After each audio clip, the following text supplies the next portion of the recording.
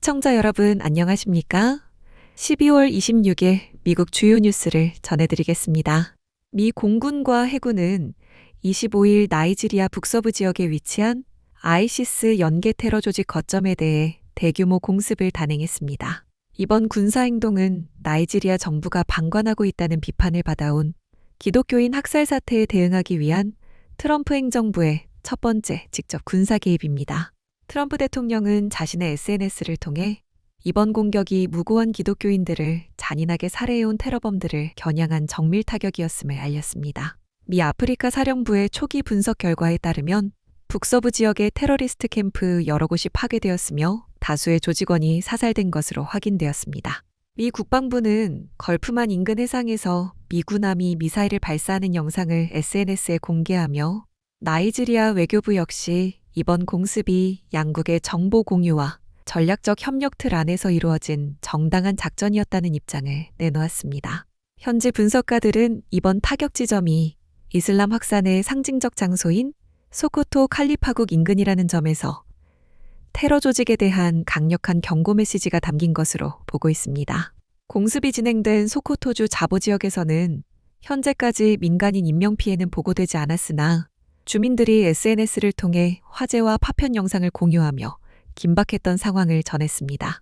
최근 나이지리아 북서부에는 라쿠라와라 불리는 신생 무장단체가 등장해 군 초소를 습격하고 이슬람법을 강요하며 세력을 확장 중인 상태입니다. 나이지리아 정부는 그동안 이 사태를 단순한 토착 세력 간의 갈등으로 규정해왔으나 미국 측은 이를 국제적인 테러 위협으로 간주하고 있습니다. 미국 정치권 일각에서는 나이지리아 관료들이 기독교인 살해를 방조했다는 혐의로 제재안을 발의하는 등 압박 수위를 높여가는 추세입니다. 이번 작전은 서아프리카 지역에서 미군의 영향력이 약화되는 가운데 단행된 조치로 트럼프 대통령은 기독교인 보호를 위한 추가적인 군사행동 가능성을 열어두었습니다. 다음 뉴스입니다.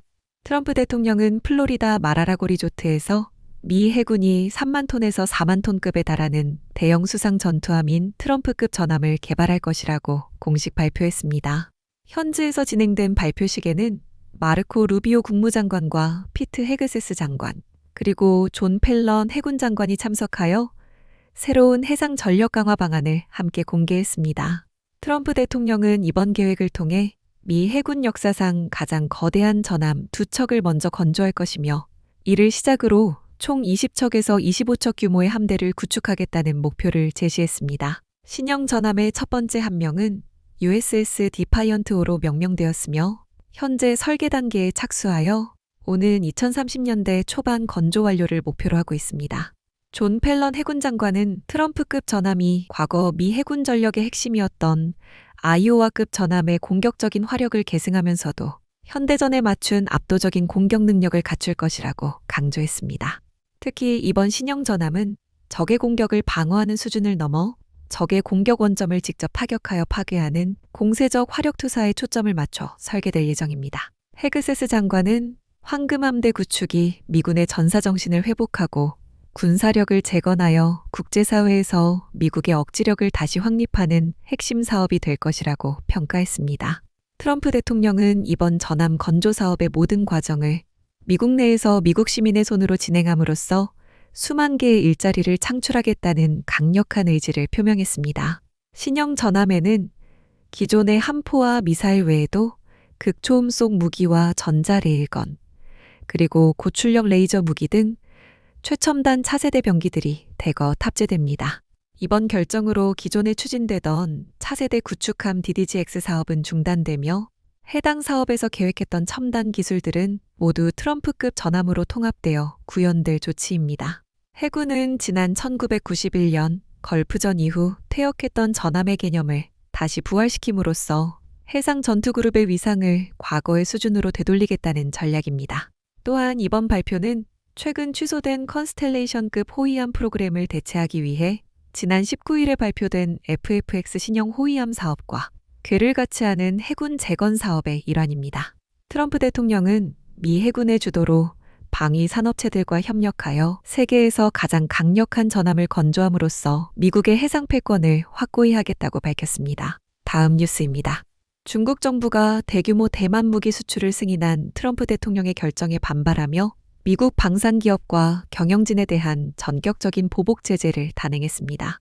중국 외교부는 현지 시각 26일 성명을 통해 미국의 111억 달러 규모 대만 무기 수출 패키지에 대응하여 미국 방산업체 20곳과 개인 10명을 제재 대상에 올렸다고 발표했습니다.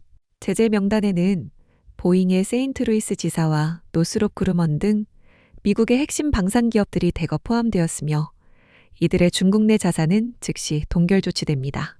또한 안두를 인더스트리의 설립자 팔머러키를 비롯한 고위 경영진 10명은 앞으로 중국 입국이 영구히 금지되며 중국 내 개인이나 기관과의 모든 거래도 차단됩니다. 이번 제재는 트럼프 대통령이 지난 17일 하이마스 82문과 에이테크임스 미사일 420발 등 역대 최대 규모의 무기 판매를 승인한 데 따른 직접적인 보복 조치입니다. 중국 외교부는 대만 문제가 중중 관계에서 절대 넘어서는 안 될 첫 번째 레드라인임을 강조하며 무기 판매에 관여한 기업과 개인은 반드시 대가를 치르게 될 것이라고 경고했습니다. 미국이 대만에 인도하기로 한 장비에는 우크라이나 전쟁에서 위력을 발휘한 하이마스 외에도 10억 달러 상당의 드론과 40억 달러 규모의 자주포 시스템이 포함되어 있습니다. 대만 국방부는 미국의 이번 결정이 자국 내 충분한 자위력을 유지하고 강력한 억지력을 신속하게 구축하는 데 큰 도움이 될 것이라며 환영의 뜻을 밝힌 바 있습니다.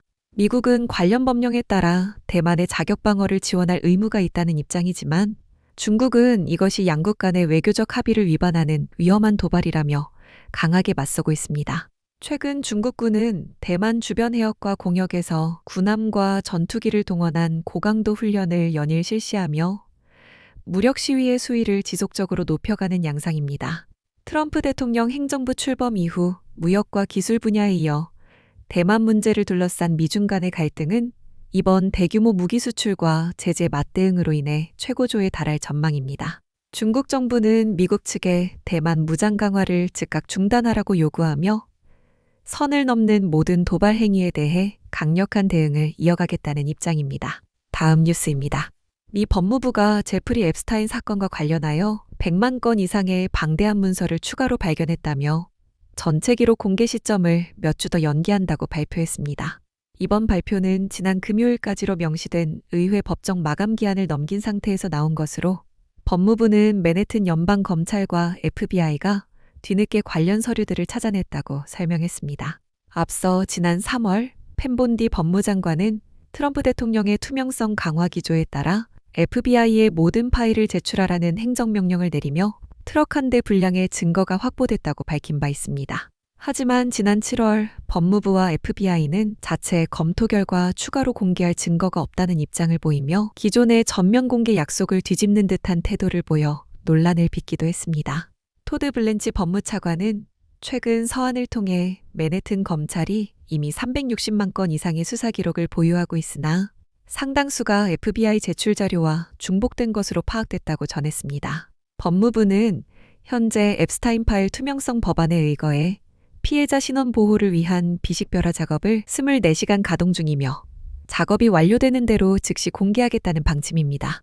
공화당 토머스 매시 의원과 민주당 로 칸나 의원 등 법안 주도 인사들은 법무부가 마감 기한을 어기고 불법적인 삭제를 자행하고 있다며 강력한 압박을 이어가고 있습니다. 민주당 척 슈머 상원 원내대표는 크리스마스 이브에 발표된 이번 조치가 트럼프 대통령 측의 대규모 은폐 시도라며 무엇을 숨기려 하는지 밝혀야 한다고 주장했습니다. 백악관은 애비게일 잭슨 대변인을 통해 본디 장관과 블렌치 차관이 대통령의 의제를 충실히 수행하고 있다며 법무부의 대응을 적극적으로 옹호했습니다. 리사 머카우스키 의원을 포함한 여야 상원 의원 12명은 법무부가 공개 의무를 제대로 이행하고 있는지 확인하기 위해 감찰관의 공식 감사를 촉구하는 서한을 발송했습니다. 상원에서는 법무부의 순차적이고 과도한 가림 처리가 사실상의 은폐라는 판단하에 공개 강제를 위한 소송 제기 결의안까지 추진되고 있는 상황입니다. 법무부는 방대한 자료량 때문에 물리적인 시간이 더 필요하다는 입장을 고수하고 있으며 향후 몇 주간 순차적인 데이터 업로드를 진행할 계획입니다. 다음 뉴스입니다. 지난 11월 4일 켄터키주 루이빌 국제공항에서 발생한 UPS 화물기 추락 사고의 부상자 1명이 추가로 사망하면서 전체 희생자가 15명으로 집계되었습니다. 루이빌 시장 크레이그 그린버그는 사고 당시 치명적인 부상을 입고 투병 중이던 알레인 로드리게스 콜리나가 크리스마스 당일에 숨을 거두었다고 발표했습니다. 이번 사고는 호놀룰루로 향하던 UPS 2976편 화물기가 이륙 직후 공항 인근 산업단지로 추락하면서 조종사 3명과 지상에 있던 11명이 현장에서 사망한 참사입니다. 국가교통안전위원회 NTSB의 예비조사 결과에 따르면 해당 화물기는 이륙 직후 왼쪽 엔진이 기체에서 완전히 탈락하며 화염에 휩싸인 것으로 드러났습니다. 공항 폐쇄회로 화면과 블랙박스 분석 결과 기체는 지상에서 불과 30피트 높이까지밖에 상승하지 못한 상태에서 엔진을 지탱하는 부품인 파일런이 파손되었습니다. 사고 당시 왼쪽 엔진이 먼저 지면으로 추락했으며 기체는 인근 보관소와 건물 2채를 들이받으며 거대한 화염과 함께 완전히 파손되었습니다. 조사당국은 엔진 파일런 뒷부분의 마운트가 부러지면서 엔진이 기체에서 분리된 사실을 확인하고 정밀 감식을 진행하고 있습니다. 특히 엔진 마운트의 볼트 구멍 주변에서 시간이 흐르며 서서히 커진 미세한 균열들이 발견되었으며 이것이 정상적인 하중을 견디지 못하고 파손된 원인으로 지목되었습니다. 앤디 비셔 켄터키 주지사는 이번 추가 사망 소식에 깊은 애도를 표하며 유가족들이 혼자가 아님을 느낄 수 있도록 지역사회의 기도를 당부했습니다. 트럼프 대통령 행정부와 연방수사국 FBI는 이번 사고의 기술적 결함 가능성과 정비 이력 전반에 대해 고강도 조사를 이어가고 있습니다. NTSB는 현재 수거된 기체 잔해와 금속 피로도 분석 데이터를 바탕으로 최종 사고 원인을 규명하기 위한 정밀 분석 단계에 착수했습니다. UPS 측은 이번 사고 기종과 동일한 부품을 사용하는 모든 화물기에 대해 긴급 안전점검을 실시하고 조사당국의 절차에 적극 협조하고 있습니다. 마지막 뉴스입니다. 크리스마스 연휴 동안 캘리포니아 전역을 강타한 강력한 폭풍우가 금요일 오전부터 조금씩 기세가 꺾이고 있습니다. 이번 폭풍은 열대지방의 엄청난 습기를 머금은 대기의 강현상 때문에 발생했으며 연휴 기간 이동하는 시민들에게 큰 불편을 주었습니다. 로스앤젤레스 도심은 54년 만에 가장 많은 비가 내린 크리스마스로 기록됐고 산타바바라 공항은 이틀 동안 120mm가 넘는 비가 쏟아져 70년 전의 기록을 경신했습니다. 기상청은 이미 땅이 물을 너무 많이 머금어 포화 상태이기 때문에 앞으로 내리는 비는 곧바로 홍수로 이어질 수 있다고 경고했습니다. 현재까지 샌디에이고에서 나무가 쓰러져 행인이 숨지는 등 이번 폭풍과 관련해 최소 5명이 목숨을 잃은 것으로 집계됐습니다. 산악마을인 라이트우드에서는 거대한 진흙더미와 돌덩이가 마을을 덮치면서 자동차들이 매몰됐고 주민들에게는 강제 대피령이 내려진 상태입니다. 강한 바람과 비로 인해 캘리포니아 내 7만 가구 이상의 전기 공급이 끊겼으며 복구 작업이 늦어지면서 많은 시민이 큰 불편을 겪고 있습니다. 산간 지역인 시에라 네바다에서는 눈보라로 인해 앞이 전혀 보이지 않는 현상이 나타났고 타호 호수 인근은 눈사태 위험 때문에 도로 통행이 전면 금지됐습니다. 개빈 뉴섬 주지사는 피해가 심각한 로스앤젤레스와 샌디에이고를 포함한 6개 카운티에 비상사태를 선포하고 주정부의 자원을 즉각 투입하기로 했습니다. 이에 따라 캘리포니아 주방위군이 긴급 출동 준비를 마쳤으며 150명이 넘는 소방대원들이 산사태 위험 지역에 배치되어 만약의 사태에 대비하고 있습니다. 해안가 근처는 금요일 오후까지 집집채만한 파도가 칠 것으로 예상되어 해안가 주민들과 관광객들의 각별한 주의가 필요한 상황입니다. 기상당국은 토요일 오전부터 비가 그치기 시작해 주말에는 날씨가 맑아지겠지만 이미 약해진 지반 때문에 산사태가 추가로 발생할 수 있다고 보고 있습니다. 주정부는 파손된 도로를 고치기 위해 연방정부에 긴급 예산을 요청했으며 댐 수위를 조절하기 위한 강제 방류 작업을 당분간 계속할 방침입니다. 이상으로 오늘의 뉴스를 마칩니다. 시청해주셔서 감사합니다.